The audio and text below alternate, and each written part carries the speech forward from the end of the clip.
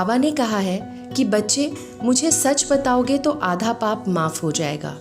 तो अभी जब बाबा साकार में नहीं हैं और निमित्त को भी नहीं बता सकते, तो बाबा को क्या लिखकर बताने से पाप माफ हो जाएंगे?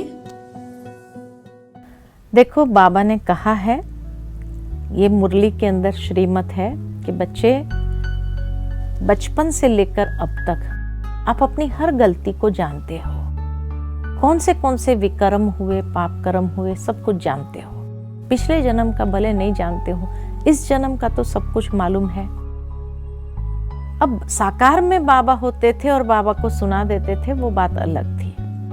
अभी अगर मान लो कि आप निमित्त को भी बताना नहीं चाहते हैं, इसीलिए कि कहीं ऐसा ना हो कि उनका दृष्टिकोण मेरे प्रति बदल जाए, तो कोई बात नहीं। बाबा ने तो श्रीमत दी हुई है कि बच्चे लिख करके आप दे दो, लेकिन ऐसे नहीं कि बार बार वो गलती करते रहे और बार बार बाबा ने कहा इसलिए लिख करके देते जाए, ये नहीं चलेगा, उससे माफ नहीं होगा। मातेश्वरी जी कहते थे हमेशा कि पुरुषार्थ उसको कहा जाता है कि जो गलती हो गई वो दोबारा रिपीट नहीं होनी चाहिए।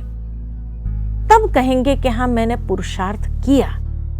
अगर मेरे से बार बार वो गलती होती जाती है तो फिर मैंने पुरुषार्थ क्या किया? पुरुषार्थ तो किया नहीं।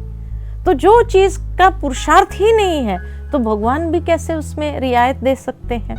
तो इसीलिए मान लो कि आपने रियलाइज किया ये गलती है और ये गलती दोबारा नहीं होनी चाहिए, तो आप बाबा से लिख करके देते हो, पूरी सिचुएशन को लिख करके दो और फिर दृढ़ संकल्प भी करो बाबा के सामने कि बाबा, मैं प्रॉमिस करता हूं आगे से दोबारा ये गलती रिपीट नहीं होगी। तब जाकर के जो लिखा है उसमें आधा माफ हो सकता है ना? लेकिन उसके बाद सचमुच परीक्षा आएगी। परीक्षा माया भी देखती तो है ना, तो इसीलिए परीक्षा आएगी और फेल हो गए तो फिर वो लिखा हुआ में आधा माफ नहीं होगा, क्योंकि वापस उसके वश हो गए। तो इसीलिए जब लिख करके दो, प्रॉमिस करो साथ में, और माया टेस्ट करने आएगी, लेकिन उस समय इतना जागृत हो जाओ कि ये माया आई है मेरी परीक्षा लेने के लिए और बाबा के सामने मैंने दृढ़ संकल्प किया है, तो अब मुझे उसके वश नहीं होना है। तब जाकर के बाबा फिर माफ करेगा, क्योंकि बाबा भी कहते माया मेरी आज्ञाकारी बच्ची है। मैं माया को कहता हूँ कि देखो, जाओ, बच्चे ने दृढ़ संकल्प तो किया है, प्रॉमिस किया है, लेकिन देखो ये क्या प्रॉमिस रखता है या नहीं रखता है। और इसीलिए माया 2-4 दिन में ही आएगी, और जैसे ही आएगी तो हमें माया को अच्छी तरह से पहचानना है और उसके परवश नहीं होना है।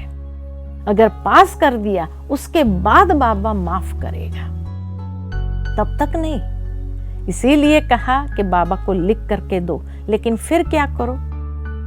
तो बाबा को जब लिख करके देते हैं, तो जब मधुबन आते हो, मधुबन में बाबा के कमरे में जो एक भंडारी होती है, पत्र, बाबा के नाम पत्र, उसमें डाल दो। उसमें डालने से सहज हो जाएगा, आपका मन भी नहीं खाएगा। बाबा के घर में आपने स्वाहा कर दिया, वो कमजोरी सदा के लिए आपके यहाँ से विदाई ले लिया। इसलिए बाबा के कमरे में आप सोचेंगे यहाँ कोई पढ़ेगा, यहाँ किसी के पास पढ़ने का टाइम नहीं है। इतने सारे पत्र रोज के पेटी भर करके निकलते हैं, कौन बैठ के पढ़े और किसका किचड़ा क्यों कोई पढ़ करके अपने अंदर समाना चाहेगा? बिल्कुल नहीं। वो सारे पत्र जो बाबा के नाम होते हैं कोई नहीं पढ़ता है और उसको सीधा जाकर के बॉयलर में जला दिया जाता है, और जल गई वो कमी कमजोरी आपके जीवन में से भी जल गई, ये समझ लो। तो इसीलिए जब आप मधुबन आते हो, मधुबन बाबा के बेहद घर में, उस भंडारी के अंदर आप डाल दो, और उसको डालने के बाद आप निश्चिंत हो जाओ, हल्के हो जाएंगे। तो इसीलिए जरूर है, लेकिन ये प्रॉमिस जरूर करना होता है बाबा को कि दोबारा ये रिपीट नहीं होगी।